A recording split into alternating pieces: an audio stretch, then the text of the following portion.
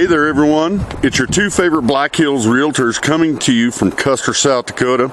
We're filming today by our home and wanted to pass along some safe winter traveling tips. We do these simple things to prepare for bad travel conditions. Here's my wife with safety tip number one. Hi! Okay, so tip number one today is dress for the weather. I am not dressed for the weather, but we're outside of our home. In the wintertime, as you can see, there is a lot of snow on the ground. This can create some unsafe traveling conditions. So one of the things that we want to make sure we do is have the proper gear on. You want to have snow boots, you want to have snow socks, you want to have snow pants, something to keep the moisture off your legs, along with leggings or jeans underneath, gloves, beanies, having a beanie, something to cover your ears. Oh man, do the ears get cold? You want to keep your fingers and your toes always warm. So just dress for the weather. We leave our house completely dressed to go, out of our, to go on our excursions, go on our job, whatever we got to do. We go fully dressed, but this is some stuff, big coat, extra gloves that we just carry in the car for extras, and the backpack back there has extra clothes for the kids. And my husband, Shane, will take it away with tip number two to stay safe. Okay, tip number two, and I'm really not going to be on camera, but I'm going to point out to some of the things that we do and we have. Laid out here in the back of the car that we have, back of our SUV, we have an emergency kit. I got a red bag there. Red signifying emergency. Everybody goes, why a red bag? Well, a red bag can be used as a flagging device too. So if you don't have like road flares or road triangles, use the red sack. The sack can make everybody flag them down and understand that you're in time of distress. Another thing, have a bunch of waters. We got a 6-pack of waters right there. Have some extra food if you're gonna know you're gonna be out a ways away from places, not near a store or something like that. Have that extra food so you can keep fed and keep the kids fed and whatnot. Have a first aid kit in case somebody's injured or whatnot. That's always a plus to have. Have a multi-tool. Have a flashlight. Have extra batteries. Have extra clothing like gloves, beanies, and stuff like that if you don't already have them on.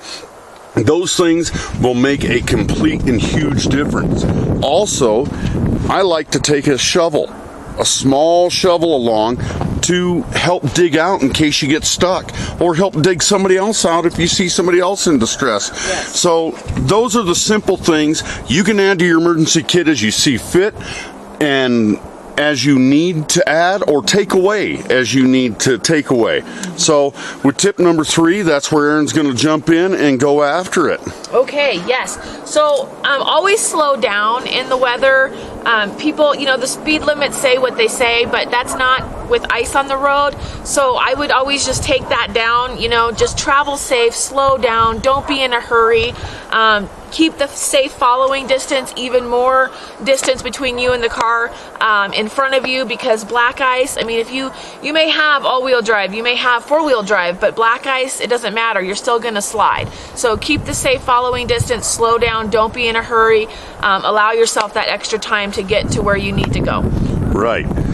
Now with tip number four, this involves the vehicle. Yes. Okay. One, get the vehicle ready. If you park outside and do not have a garage like we do, which we're lucky to have, if you have to park your vehicle outside, and ours is dirty, we drive ours, so it is what it is. But one, make sure your tires are good and aired up. Two, go out early if it's parked outside, clean all the snow off around the doors, the windows, the mirrors, everything like that. So when you open up the vehicle, you don't have snow blowing in. Clean it off the windshield, clean it off the hood. So when you fire it up, get it warmed up, start warming it up, give it a good 5-minute early start. And if you know the weather is coming, they tell you the weather is coming. See how I got my windshield wipers? Prop them up off the windshield. You'll thank me later for this. It doesn't freeze to the window. You ever rip a windshield wiper apart because you're trying to get it to go on a cold, frosty day, it's bad. Yes. Two, get your fuel full. Get your gas tank full. Have it. Have de-icer fluid in the washer.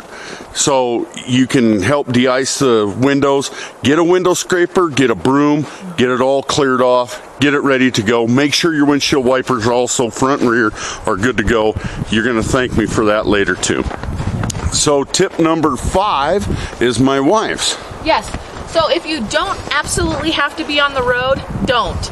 If there is a no travel advisory, please adhere to those. They're important because if you're traveling and you don't really need to and you're getting stuck out there in the weather, somebody else has to come and rescue you, and that puts somebody else's life in danger as well. So just if you don't have to travel, don't. And if you do have to travel, these are the things that you would want to make sure that's in your vehicle. And always tell somebody where you're going. You know, you never want to just take off and not let anybody know. I mean, we all like our privacy and whatnot, but when it comes to winter, it's just it's a safety thing, really. If somebody's expecting you and they don't see you, then they know, hey, this person was supposed to be here at such and such time, estimated time, but they're not here. It's now 30 minutes past. You know, maybe something's wrong. And especially blizzard-like temperatures, blizzard-like conditions. My husband has a story of when he got stuck out there in the blizzard, and he had a couple of things with him that saved his life. So this is real stuff, guys. You know, you might live in a sunny area where you don't experience weather, and that's good. I've lived there before myself. Quite nice, but the snow is a real thing, and weather can turn extremely dangerous very quickly. Being prepared is absolutely a must. I couldn't have said it better myself, Aaron. You touched on all the rest of the points that we were going to go over today. I think that if you do these simple things, you're going to be thankful for it. Absolutely. Okay? Yep. And if you don't have to go, I'm going to reiterate that one point. If you don't have to go, don't. Yep. Just don't. It's not worth it. Appointments can be rescheduled. We do it all the time, and people understand. Right. It's better to be safe always than not. Your family would rather have you alive than have you stuck out somewhere. Not, but this winter, I-90 was shut down for 3 days, and they left those people out there. So if you think help is coming right away, Yep. think again. Right. They had her closed for 3 days and didn't go get anybody until they absolutely could travel Right. out there. So Yep. our best advice, don't travel if you don't have to, but if you have to, take a kit, take things with you, and be prepared. Yep. Be prepared. You may have to walk away from your vehicle. Right. So Absolutely. I'll leave Aaron with the outro on this deal. All right. Well, we thank you guys for joining us. We always look forward to you guys tuning in. Please comment, like, subscribe if any of this information helped you, and we hope it does. And we are going to be going on an adventure next week. Yes. So do tune in for that. We're going to take you somewhere awesome in the beautiful Black Hills. Sweet. Because this is fun, and we like to have fun. Yes. So we'll see you guys next week. Have a blessed day. Thank you.